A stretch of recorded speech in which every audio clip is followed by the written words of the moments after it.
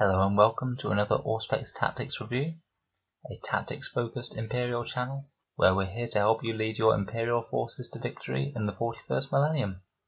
Today we'll be continuing our look at the new Space Marines book, with a look at the chapter relics that you can take, and how they can augment your characters on the battlefield.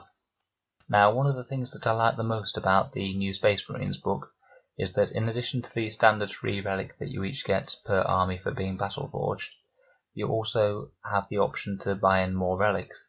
Now, in every book that Games Workshop has released before now, then you could buy one additional relic for 1 CP and 2 additional relics for 3 CP, but you couldn't ever buy more than that. In the new Space Marines book, however, they've changed it.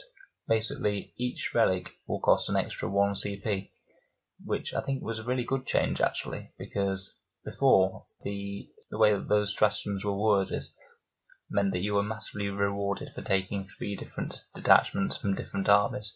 So say if you had an Imperial Guard detachment, you could get 1 relic for 1 CP. If you had a Blood Angels detachment, you could get 1 relic for 1 CP.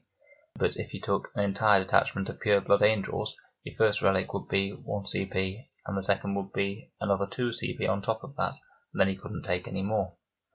So this really helps to fix that balance, meaning a pure Space Marine army can take just as many relics as the soup armies. So that basically means that, provided you have the CP, you can give every single character in your army a relic, which I think is really quite cool.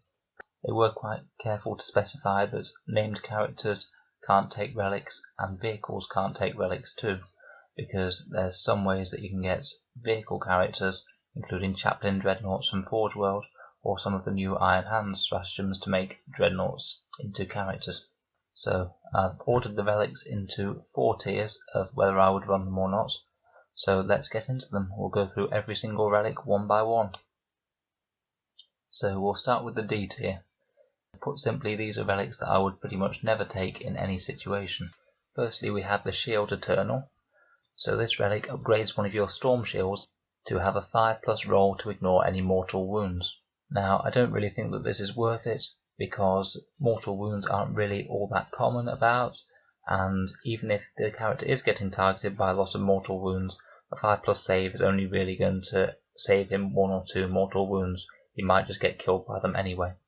The only situation in which it might be very marginally worth it is if you have a Smash Captain and you know you're playing against an army with a whole load of Psykers. It might allow you to ignore 1 smite on the character before he dies. So moving swiftly on, Purgatorus, the Relic Bolt Pistol. This is a 2-shot pistol that fires at Strength 5, AP -3 and Damage 2. While the damage profile isn't actually too bad, the 12-inch range means that you have to be right up close to the enemy to use it and in harm's way. Even if you do manage to use it, then you're likely to get retaliated and killed quite quickly afterwards. So I rank it a bit lower than the Relic Rifles that we'll see in the next tier. So moving on to the C tier, these are relics that I feel do provide a reasonable buff, but I wouldn't ever really tend to buy them myself, because the buff is either so situational or small that I think that you could usually achieve more with a command point, even if it was just using a stratagem such as Hellfire Shells to generate a few mortal wounds on an opponent. Firstly, we have the trio of Relic Bolt Rifles. We have Primarch's Wrath, a Strength 5, AP 1, Damage 2, Rapid Fire 2 weapon, essentially upgrading your bolter or bolt rifle into a slightly nastier version of the gun. The Bellicos Bolt Rifle, that's an Assault 4, Strength 5, AP 1, Damage 2 weapon, so flatly better than the Primarch's Wrath, but obviously you can only take it on certain models depending on what the Primaris character is actually armed with. And thirdly, we have Lament, the Relic Stalker Bolt Rifle. That's Strength 5, AP -2 and flat damage 3. But that just has 1 shot, it's heavy 1 at 36 inches. None of these 3 are bad per se, and they'll give you a decent boost to your damage on your captain or lieutenant who's standing at the back of the field, just buffing your gun line. But it's really quite a small damage boost for the cost of a whole CP. If I was to run any of those, I'd be most tempted by the Bellicus Bolt Rifle, the Assault 4 one, as it lets you move and shoot at full effect, and gives your character the option to advance if needed. Next we have the Burning Blade, which I suspect some reviewers might rank a little bit higher. This essentially gives you a +3 strength, -5 AP and 2 damage power sword. The reason that I've ranked this so low is that the stats seem very similar to a Power Fist, and against a lot of targets the Power Fist will actually do better because it doubles your strength, whereas this only gets you to strength 7, not strength 8. A Power Fist only costs 5 more points than a Power Sword, so I don't really see why you'd spend a CP when you could just basically pay the extra 5 points to get a Power Fist on your character.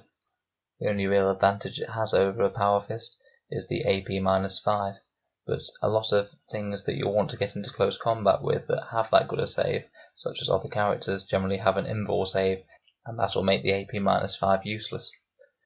The one good thing that this Burning Blade is really good for is killing Primaris Marines and Space Marines, where the AP -5 will actually count to completely nullify their save, and the flat 2 damage will make it so it auto-kills 2 wound infantry in 1 strike each. So it has its uses, but I think I just buy in the Power Fist myself and not bother paying a CP for this relic. Next we have the Reliquary of Gathalamor. This relic gives you a -1 to cast for enemy units that are within 18 inches of the Psyker, and if they fail to cast a spell, then on a 4-up they will take D3 mortal wounds.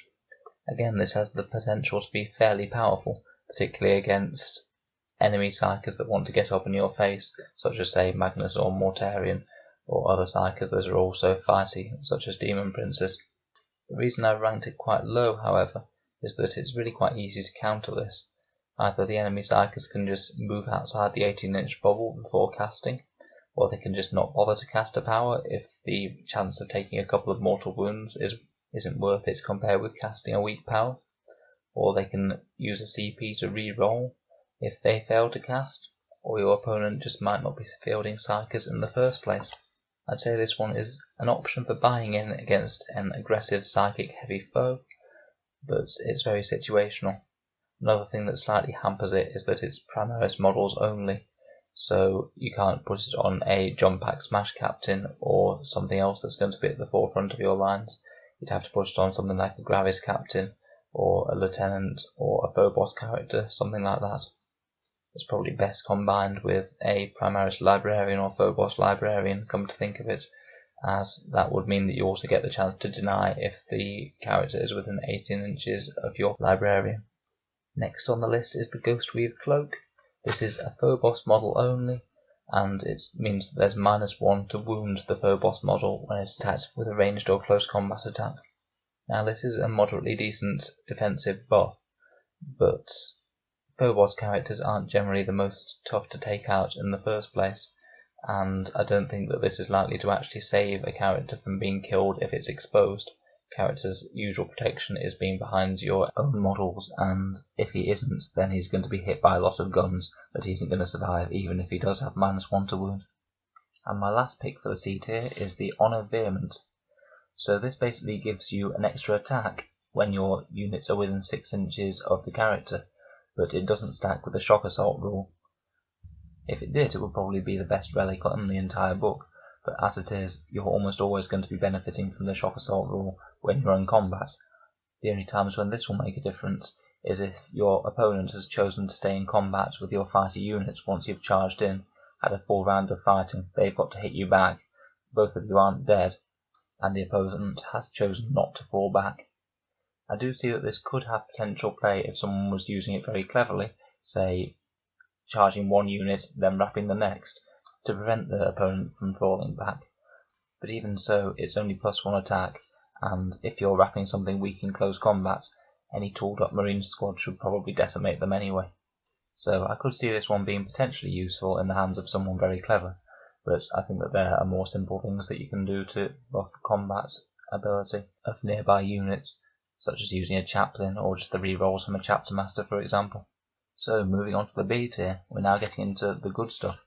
The relics in my B tier are ones that I think that you could justify thinking I'm going to buy this relic in every game and it will form part of my strategy. So first of all we have the Armor Indomitus. This gives a model a 2-up save and a 3-up invul save that they can trigger that lasts just for 1 turn, so a temporary storm shield. Now this is really quite a decent defensive buff. It's strong on units that have a 3-up save and a 4-up invul save normally. So things like chaplains and librarians, it can make them a lot more survivable if they're going to be going forward and tangling with the enemy. It's quite good on a Gravis captain if you're walking him up the centre of the board to hassle other characters and fight your opponent's main bulk of their forces. Then this can make him a lot tougher to take out with those 7 wounds. It's not quite spectacular enough to get into my A tier, but it's decent enough. Next we have the Tome of Malcador. This will let your Psyker know 1 additional psychic power. And this is alright, but some of the new psychic powers are very good, particularly in the Ultramarines or White Scars dexes, but only knowing 1 power, not being able to cast an additional power, is only so good. If it was casting an additional power too, then it would definitely be an A tier relic. And lastly we have the Voxa Spiritum, which changes your character's 6-inch aura into a 9-inch aura.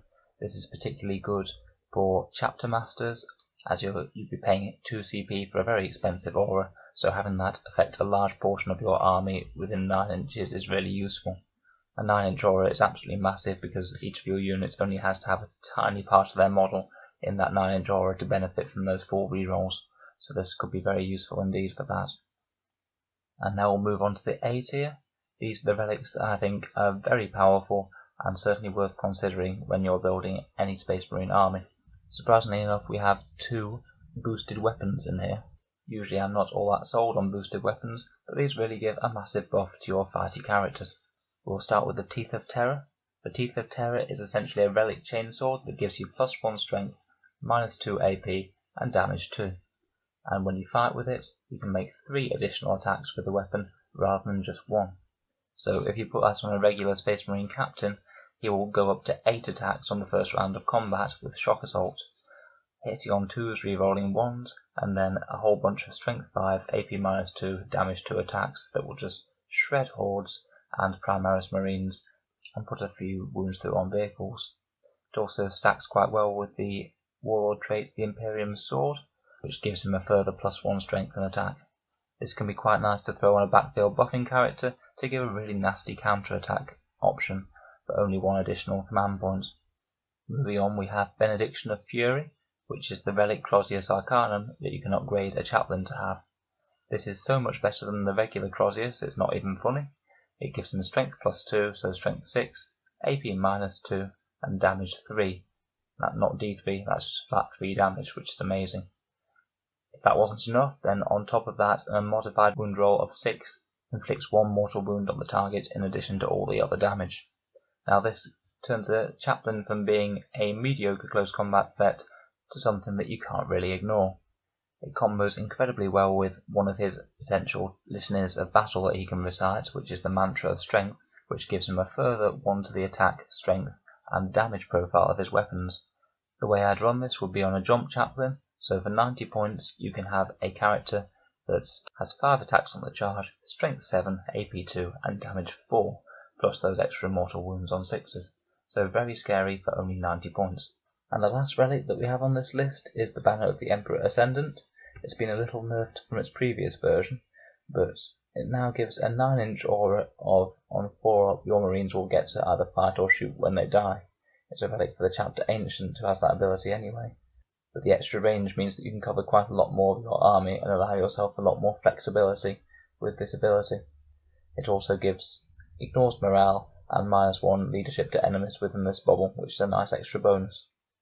I could easily see this being part of a castle of Devastated Centurions, or Hellblasters, or Intercessors, or basically any strong shooting infantry unit. So that covers all of the relics in the new Space Marines Codex. If there are any relics that you think I've underrated, or you think I've overblown the value of a little bit, please let me know in the comments. I feel that this is really a list that people will have a lot of their own opinions on, as the different relics can help different builds in different ways.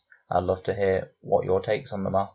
Thank you for watching this video, and don't forget to subscribe if you want more competitive Space Marine content in the future.